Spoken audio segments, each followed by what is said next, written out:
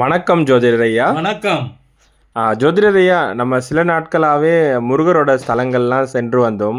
முதல்ல நம்ம வந்து சிறுவாபுரி போனோம், திருச்செந்தூர் போனோம், அதைத் தொடர்ந்து வடபழனி போனோம்.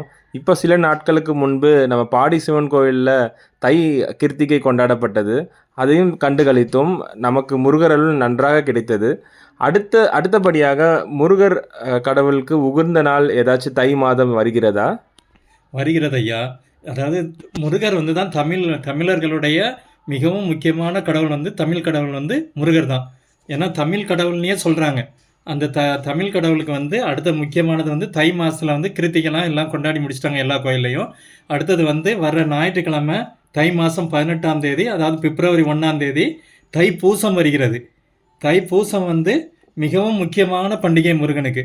ஏன்னா முருகன் வந்து அவங்க அம்மா பார்வதி கிட்ட வந்து வேல் வாங்கி சூரபத்மன் மற்றும் அவனுடைய சேர்ந்த அசுரர்களை எல்லாம் வதம் செய்த நாள் வந்து இந்த நாள் தான். இந்த நாளில் வந்து தைப்பூசம் வந்து எப்படி வருதுன்னா, தை மாதம் வந்து பௌர்ணமி வரும், அதே மாதிரி பூச நட்சத்திரமும் சேர்ந்து வரும். அன்னைக்கு வர்றது தான் தைப்பூசம்.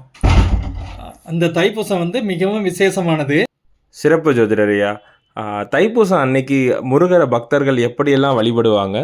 முருகனை வந்து பக்தர்களை வந்து வேல் குத்துறாங்க, அதை பால் காவடி எடுக்கிறாங்க, பன்னீர் காவடி, புஷ்ப காவடி, அப்படி நிறையா காவடி எடுத்து வழிபடுவாங்க. தீ மிதிக்கிறாங்க. அதுக்கப்புறம் முருகருக்கு வந்து அவங்க வந்து காவடி எடுக்கிறது ரொம்ப விசேஷம் அன்னைக்கு.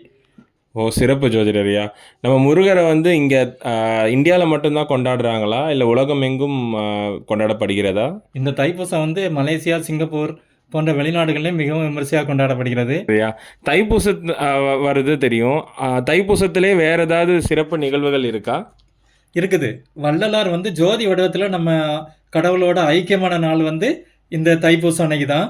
இது வந்து வள்ளலாருக்கு வந்து மிகவும் சிறப்பான நாள். அங்கே வள்ளலாருடைய கோயில்களில் எல்லா இடத்துலையுமே நிறைய அன்னதானங்கள்லாம் போடுறாங்க.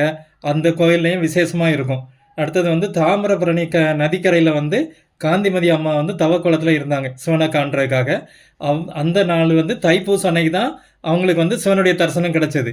தைப்பூசம் வந்து அதுக்கப்புறம் சிதம்பரத்தில் வந்து சிவபெருமான் வந்து உமாதேவியுடன் வந்து ஆனந்த நடனம் ஆடி பக்தர்களுக்கெல்லாம் தரிசனம் கொடுத்த நாளும் இந்த நாள் தான். இந்த நாளில் வந்து நாம் எந்த காரியத்தை செஞ்சாலும் நமக்கு வெற்றியாகவே முடியும். எனவே பக்தர்கள் அனைவரும் இந்த தைப்பூசம் என்று முருகன் ஆலயம் செல்லுங்கள், முருகனை வழிபடுங்கள், சிவன் ஆலயம் சென்று சிவனையும் வழிபடுங்கள், வள்ளலாரையும் வழிபடுங்கள். உங்களுக்கு எல்லாம் நன்மையாக அமையும், எல்லாம் வெற்றியாக அமையும். நீங்கள் அனைவரும் என்னுடைய சேனலையும் சப்ஸ்கிரைப் பண்ணுங்கள். நன்றி, வணக்கம். நன்றி ஜோதிடர் ஐயா. பக்தர்கள் அனைவரும் முருகனை நாடி செல்லுமாறு கேட்டுக்கொள்கிறோம்.